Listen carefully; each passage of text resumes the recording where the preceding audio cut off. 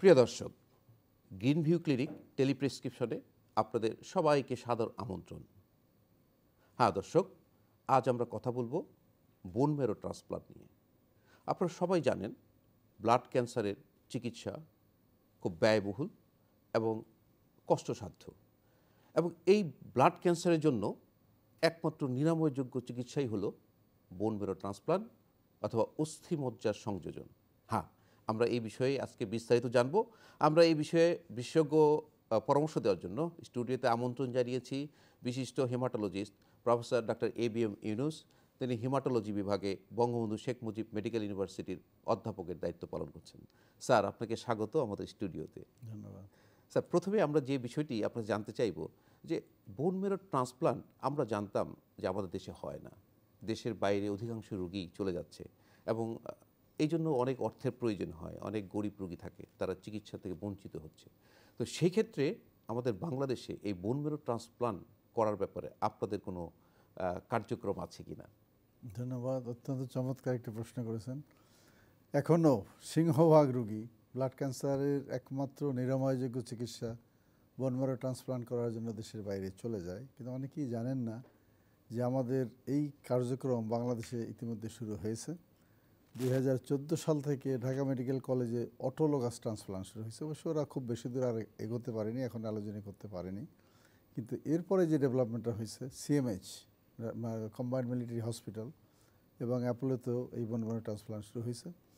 Bangabandhu medical ইউনিভার্সিটিতে আমরা অনেক দিন থেকে এই চেষ্টা করে আসছিলাম যে বোন ম্যারো ট্রান্সপ্লান্ট করব। আমি দেশের প্রথম 1997 সালে সিঙ্গাপুর থেকে এই বিষয়ের উপরে বিশেষজ্ঞ প্রশিক্ষণ নিয়ে আসি এবং এই প্রজেক্ট জমা দিই। সেই তখন থেকে আমরা এটার জন্য চেষ্টা করে আসছি। কিন্তু মুশকিল হলো যে আমাদের জায়গা খুব কম ছিল। তো আসার কথা হলো, এখন আমাদের একটা অনকোলজি বিল্ডিং অলরেডি চালু হয়ে গেছে। ওখানে আমাদের জন্য বোন ম্যারো ট্রান্সপ্লান্টেশনের একটা বিশাল স্পেস ওখানে রেডি করা হয়েছে। এবং এই গত 24 তারিখে মাসেরই বোম্বের টাটা মেডিকেল মেমোরিয়াল সেন্টারের ওখানে যে ডাইরেক্টর প্রফেসর বনভালি এবং আরেকজন প্রফেসর সুমিত গুজরাল, ওনারা এসেছিলেন এবং আমাদের সঙ্গে একটা মেমোরেন্ডাম অফ আন্ডারস্ট্যান্ডিং উনি সাইন করে গেছেন 24 তারিখে। এবং ওনারা এর সার্বিক যে তত্ত্বাবধান করবেন এবং টেকনিক্যাল যে সাপোর্ট যেটা প্রয়োজন, প্রশিক্ষণ লাগুক, অন্যান্য যে টেকনিক্যাল বিষয়গুলো, এগুলো ওনারা মানে প্রোভাইড করবেন। এবং আমরা আশা করছি যে উইদিন 6 মান্থস, আগামী 6 মাসের মধ্যেই আমরা প্রাথমিকভাবে বঙ্গবন্ধু মেডিকেল ইউনিভার্সিটিতে এই বোন ম্যারো ট্রান্সপ্লান্ট আমরা চালু করতে পারবো। এবং পর্যায়ক্রমে এটা আমরা হয়তো অটোলোগাস শুরু করতে পারবো 6 মাসের মধ্যে, এবং আলোচনা করতে হয়তো আরও বছরখানেক সময় লেগে যাবে। তো এটা অত্যন্ত আশার কথা। এটা আসলে আপনি যে বাড়িটা শোনালেন, যেটা আমাদের দেশের জন্য আমি মনে করি যে একটা গর্বের ব্যাপার, এটা আশার আলো। যারা ব্লাড ক্যান্সারে ভুগছেন তাদের জন্য একটা মোমবাতির মতো জ্বলছে। কারণ হলো এই যে ব্লাড ক্যান্সার আসলে আমরা এমনিতেই জানি যে ক্যান্সারের কোনো চিকিৎসা নেই, ক্যান্সার হলে নিশ্চিত মৃত্যু। কিন্তু আপনারাই বলেন যে ব্লাড ক্যান্সার নিরাময়যোগ্য একটি রোগ। তো সেক্ষেত্রে স্যার, এই ব্লাড ক্যান্সারের কোন কোন ক্যান্সারের ক্ষেত্রে আপনারা এই বোন ম্যারো ট্রান্সপ্লান্টটাকে আপনারা চয়েস করে থাকেন, নাকি সব রোগীর জন্য? না, সব রোগীর জন্য না। ব্লাড ক্যান্সারের অনেক ভ্যারাইটি এখন আসলে কিওর করা সম্ভব। যেমন বাচ্চাদের যদি ALL হয়, অ্যাকিউট লিম্ফোব্লাস্টিক লিউকেমিয়া, তাদের 80% রোগী এবং অনেক সময় যদি গুড প্রগনোস্টিক ভ্যারাইটিতে থাকে, তাহলে মোর দ্যান 80% রোগী শুধুমাত্র কেমোথেরাপি এবং কম্বাইন্ড রেডিওথেরাপি এগুলো দিয়ে তাদেরকে কিওর করা যায়। তারপরে হলো ধরেন লিম্ফোমার ক্ষেত্রে হসকিন্স লিম্ফোমা, ওটা অনেকটাই ভালো হয়ে যায়। AML এর ক্ষেত্রে AML-M3 বা অ্যাকিউট প্রোবায়োলিসিটিক লিউকেমিয়া যদি গুড প্রগনোস্টিক ভ্যারাইটির হয়, তাহলে এটাও কিন্তু কেমোথেরাপি দিয়ে ভালো করা যায়। কিন্তু অধিকাংশ ধরেন অ্যাবাউট 75 to 80% AML এর রোগী যাদেরকে কেমোথেরাপি দিয়ে সাময়িকভাবে কিছুদিন ভালো রাখা যায়, মানে সম্পূর্ণ কিওর করা যায় না। তো এই AML এর একটা মেজর গ্রুপ, ALL এর একটা মাইনর গ্রুপ যারা রিল্যাপস করে। তারপরে ধরেন আরও অন্যান্য ক্যান্সার রয়েছে, যেমন মাল্টিপল মাইলোমা, লিম্ফোমা, নন হসকিন্স কেমন। তো এইগুলো হলো ক্যান্সারের ভিতরে। তো এদের কোনো না কোনো সময় দেখা গেল যে আর কেমোথেরাপি বা রেডিওথেরাপি এটা যথেষ্ট নয় তার এই রোগটাকে ভালো করার জন্য। তখন আমরা তাদেরকে বলে থাকি যে তোমার একমাত্র মানে নিরাময়যোগ্য চিকিৎসার যে অপশন, সেটা হলো অস্থিমজ্জা সংযোজন বা বোন ম্যারো ট্রান্সপ্লান্ট। এদেরকে আমরা করি। ক্যান্সার ছাড়াও আরও কিছু রোগে বোন ম্যারো ট্রান্সপ্লান্ট করা যায়। স্যার আমাদের একজন দর্শক সাথে আছেন, আমরা ফোনটি নিয়ে নিচ্ছি। হ্যাঁ দর্শক, আপনার নাম পরিচয় বলে আপনি প্রশ্নটি করুন। জি জি জি হ্যাঁ, আমি শাহজাহান আলী, ইঞ্জিনিয়ার শাহজাহান আলী, আমি ময়মনসিংহ থেকে। হ্যাঁ, জি হ্যালো। আমরা শুনতে পাচ্ছি, বলুন। জি আমি খুবই জি আমি ওই স্যারের এখানে, স্যার আমার পরিচিত, ওনার ক্লিনিকেও আমি আমার একটা রুগী নিয়ে গেছিলাম এবং ওনার তো অনেক সুনাম আছে, আমরা সেটাও জানি। আর খুবই খুশি হলাম যে এই যে বন মেরু প্লান্টেশনের বিষয়টা বাংলাদেশে হবে, এটা খুবই মানে আনন্দের খবর, কারণ অনেক পেশেন্ট আছে এই ধরনের। তো আমি স্যারকে শুধু বলবো যে এই ধরনের রোগীরা খুব সাফারার করে, তাদেরকে আসলে একটু মানসিক যাতে শান্তি পায় সেই ধরনের ভাবে যদি ডাক্তাররা কথা বলে, এটা খুব ভালো হয়। আমি আপনার যে ক্লিনিকে গেছিলাম, আমি খুবই মানে মর্মাহত হয়েছি। সেখানে খুবই অমানবিক ভাবে আমাদের চিকিৎসা করতে হয়েছে, পালাই আসতে হয়েছে আপনার ক্লিনিক থেকে। সেটা খুবই মর্মান্তিক। ওখানে আরেক ধন্যবাদ ইঞ্জিনিয়ার শাহজাহান সাহেব। আপনার আপনার আপনার আপনার প্রশ্নটা আমরা বুঝতে পেরেছি যে আসলে আমরা আসলে আসলে যে বিষয়টি উনি বলেছেন যে আসলে ক্যান্সার শুনে কিন্তু অনেকে ভয় পায়, আতঙ্কে ওঠেন। আতঙ্কে তারা আবার অনেক সময় দেখা যায় চিকিৎসা, আপনি যখন বলবেন যে বোন ম্যারো ট্রান্সপ্লান্ট, তখন অনেকে পালিয়ে যায়, অনেকে চিকিৎসা গ্রহণ করে না। সেই বিষয়টি আমার মনে হয় উনি বলছেন। তবে সেক্ষেত্রে আমার মনে হয় যে এই বিষয়টি ওনাদের একটু পরিষ্কার হওয়া দরকার যে আসলে বোন ম্যারো ট্রান্সপ্লান্ট তো একটা নর্মাল একটা প্রসিডিওর, বিদেশে হচ্ছে, আমাদের দেশে চালু হচ্ছে।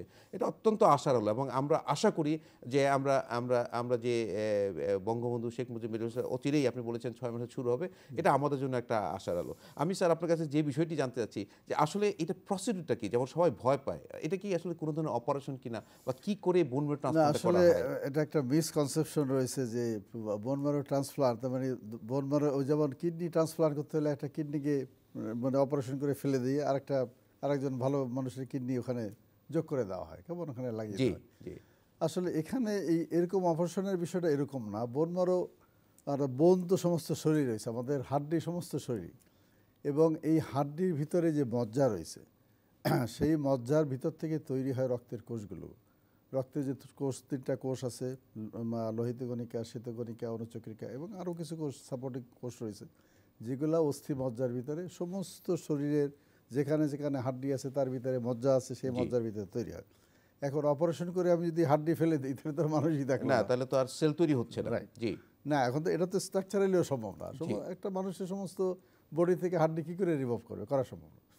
এখন যেটা সম্ভব সেটা হলো যে এই যে মজ্জা রয়েছে, সেটা কেমোথেরাপি এবং হাইডোজ রেডিওথেরাপির মাধ্যমে ওই মজ্জাটাকে নষ্ট করে দিয়ে ওখানে একজন ভালো মানুষের মজ্জা ইনফিউশন দিয়ে দেওয়া, কোনো অপারেশনের মাধ্যমে মানে শরীরে প্রবেশ করিয়ে দেওয়া না।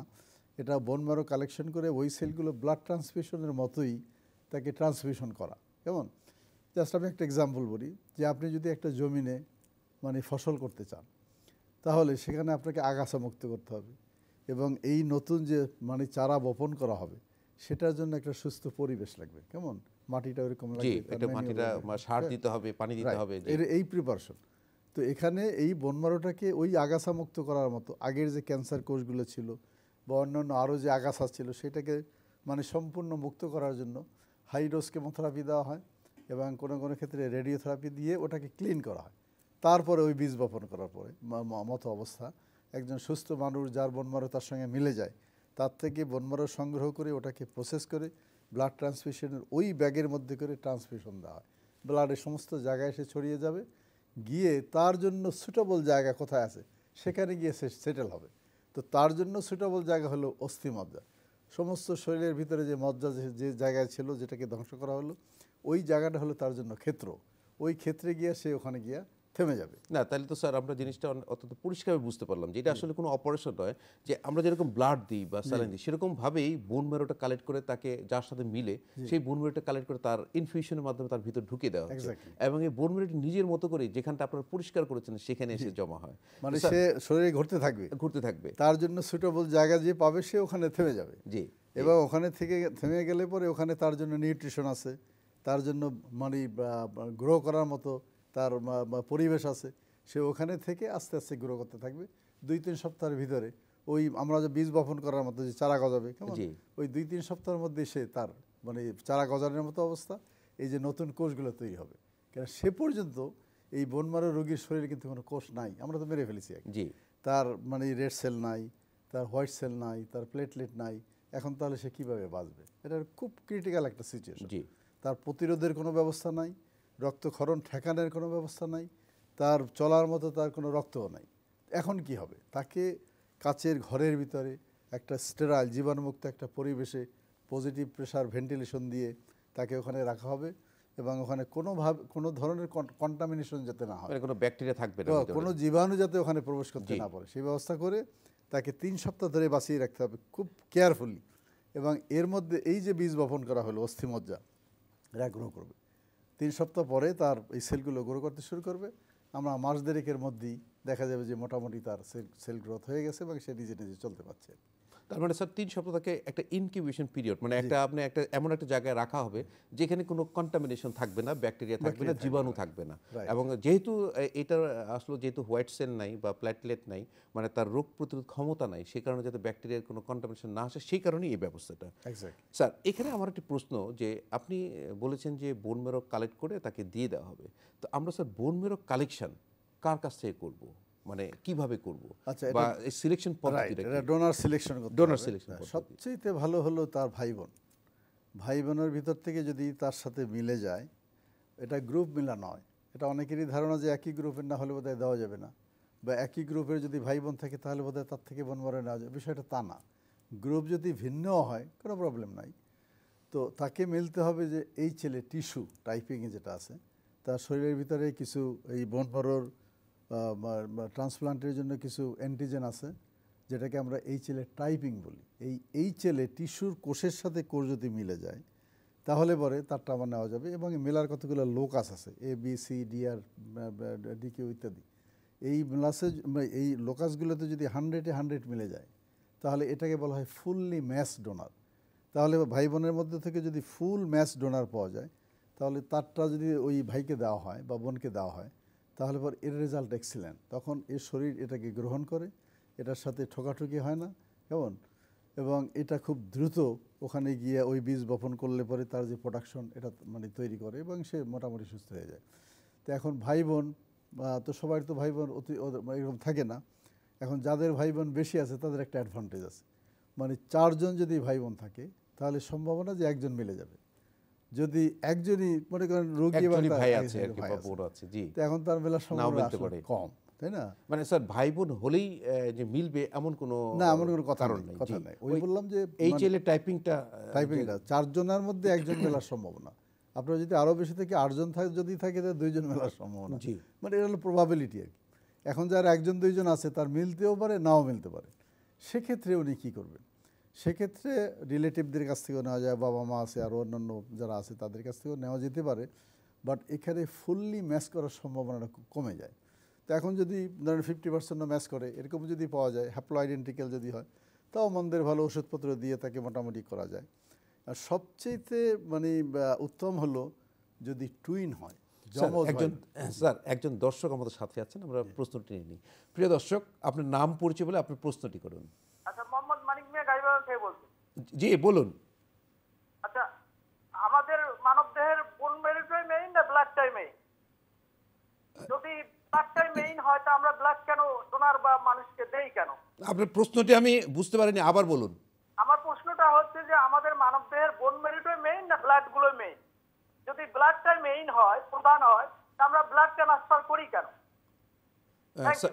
স্যার দর্শক যে প্রশ্ন করেছেন যে আমাদের দেশে আমাদের বডিতে বোন মেরোটা মেইন না ব্লাডটা মেইন, আসলে এইটার উত্তরটা তো আসলে ব্লাডও মেইন, আসলে- বোন মেরো মেইন, জি। বোন মারো হলো ওই ব্লাড তৈরির ফ্যাক্টরি, ফ্যাক্টরি, কারখানা, জি। এখান থেকে তৈরি হয়ে আমাদের এই শরীরের সমস্ত জায়গায় শিরা উপশিরার মাধ্যমে রক্তনালীর মাধ্যমে ছড়িয়ে যায় এবং তখন এর প্রতিটি কোষ এটাকে গ্রহণ করে। কিন্তু বোন ম্যারোটা মেইন বলতে বোন ম্যারো তো ফ্যাক্টরি, মা, এবং তার প্রোডাক্ট হলো সন্তান হলো এই blood। সন্তান হলে যে আরবিসি, ডাব্লিউবিসি, এই ব্লাডের সেলগুলো, Right. নিশ্চয়ই বুঝতে পারছেন দর্শক। স্যার আমরা যে প্রসঙ্গে ছিলাম, আপনি বলেছিলেন যে ফুললি ম্যাচিউরড আর 50% ম্যাচিউরড হলে, 50% ম্যাচিউরড হলেও দেওয়া যাবে। দেওয়া যেতে পারে ওই জি। মানে ওষুধের কাভারেজ দিতে পারে যাতে এরা ঠকাঠকি না করে, রিয়াকশন না হয়, রিজেকশন না হয়, কেমন, জি স্যার। তারপরে ওই গ্রাফ ভার্সাস হোস্ট ডিজিজ হয়, এগুলো যাতে একটু মানে মিনিমাইজ করা যায়, তো এটাও করা যেতে পারে। তবে আসার কথা হলো যে বোন ম্যারো রেজিস্ট্রি যেমন সারা ওয়ার্ল্ডে, বাংলাদেশে এখনও শুরু হয় না, এটা হওয়া দরকার খুব তাড়াতাড়ি, যে বোন ম্যারো যারা ডোনার, ব্লাডে যেমন ডোনার তারা যেমন বিভিন্ন সেন্টারে তাদের নাম রেজিস্ট্রি করা আছে, গ্রুপ রেজিস্ট্রি করা আছে, ঠিকানা দেওয়া আছে, কারো প্রয়োজন হলে তাকে কল করা হয়, ব্লাড ডোনেশন করে আসে। তো ওয়ার্ল্ডে এরকম একটা রেজিস্ট্রি আছে যেটাকে বলা বোন ম্যারো রেজিস্ট্রি, কেমন? তো ওখানে আপনারা যারা বোন ম্যারো দান করতে ইচ্ছুক তাদের এই চেলে টাইপিং করে নেটে দেওয়া আছে। এখন যদি মনে করেন আপনার প্রয়োজন হয়, আমার প্রয়োজন হয়, একজন রোগীর প্রয়োজন হয়, ওই নেটে সার্চ দিলে তার টাইপিংটা দিয়ে নেটে যদি সার্চ দেখা গেল যে নিউজিল্যান্ড বা অস্ট্রেলিয়া থেকে বা স্যার এটা তো একটা চমৎকার একটা পদ্ধতি, কারণ হলো স্যার খোঁজার প্রয়োজন হচ্ছে না, না, আমাদের তার নেটে টাইপিং সহ দেওয়া থাকবে। থাকবে। স্যার এটা তো আমাদের দেশে চালু করলে তো স্যার আমার মনে হয় যে আমাদের চালু করে জন্য আমাদের উপকার দেশে হবে, তো স্যার। ব্লাড ডোনেশন এখন ভলান্টারি ডোনেশনটা অনেক দূরে এগিয়ে গেছে। অনেক দূরে গিয়ে গেছে, হ্যাঁ, স্যার। বিশেষ করে আগে তো সন্ধানী রেড ক্রিসেন্ট একটা অর্গানাইজেশন ছিল, এরপরে যখন কোয়ান্টাম হলো এখন দেখা গেলো যে ব্যাপকভাবে মানুষ এখানে মানে স্যার এখানে স্যার একটি প্রশ্ন এসে যায় স্যার, যে বোন ম্যারো যে ডোনেট করবে, যে দান করবে, ধরেন তার সাথে HLA টাইপিং মিলে গেল, সে দান করবে, তার প্রক্রিয়াটা কি? ডোনেশন করার কি মানে বোন ম্যারোর কোন অংশ নিবে, কিভাবে নিবে রাইট। স্যার? তো এখন বোন ম্যারো বা ডোনেট করার দুটো পদ্ধতি আছে। একটা হলো সরাসরি বোন ম্যারো, যেটা ওই সুই দিয়ে, এটা ওটিতে যেতে হবে, সুই দিয়ে তার মানে হাড় থেকে। অস্থি মজ্জা কালেকশন করা হয়, হাড় থেকে নিয়ে ওইটাকে আবার প্রসেস করে ওখানে ওটাকে রিফাইন করা হয়। অর্থাৎ আমার যতটুকু সেলের প্রয়োজন বাকিটাকে ফিল্টার করে সরিয়ে দিয়ে ওই আমার মানে ওই নির্যাসটুকু নিয়ে ওইটাকে ট্রান্সমিশন করা, এটা হলো একটা পদ্ধতি। এটা একটু অপারেশন আছে, অপারেশনটা হলো যে ওই ওটিতে নিয়ে তাকে মোটা মোটা নিডেল দিয়ে অস্থি মজ্জা কালেকশন করতে হবে, এমনি কাটাকাটি না, জি শুধু জি needle। জি।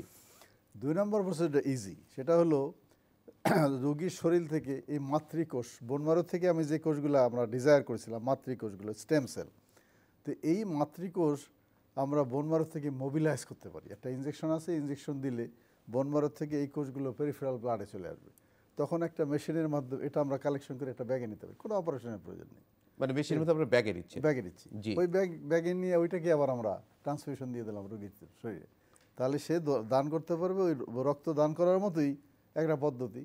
তাকে আগে কয়েকটা ইনজেকশন নিতে হবে, ইনজেকশন নিয়ে এটাকে মোবিলাইজ করতে হবে, অস্থিমজ্জার ভিতরে যে মানে মাতৃকোষগুলো ছিল স্টেম সেল, সেই সেলগুলো পেরিফেরাল ব্লাডে আসবে। স্যার কোনো যে দিচ্ছেন তার ক্ষেত্রে কোনো সাইড ইফেক্ট বা কোনো কমপ্লিকেশন? ওইরকম আসলে কোনো কমপ্লিকেশন নাই। যিনি বোন ম্যারো সরাসরি দান করবেন তার ওইটুকুই, ওই ব্যথা যেটুকু হওয়ার, নিডেল থেকে তার মাল্টিপল পাংচার করে বোন ম্যারো থেকে অস্থিমজ্জা বের করে, বোন থেকে অস্থিমজ্জা বের তাহলে করে, তো এটা অত্যন্ত, তার জন্য ওই একটু এটা অত্যন্ত একটা সহজ পদ্ধতি, আমরা বুঝতে পারলাম।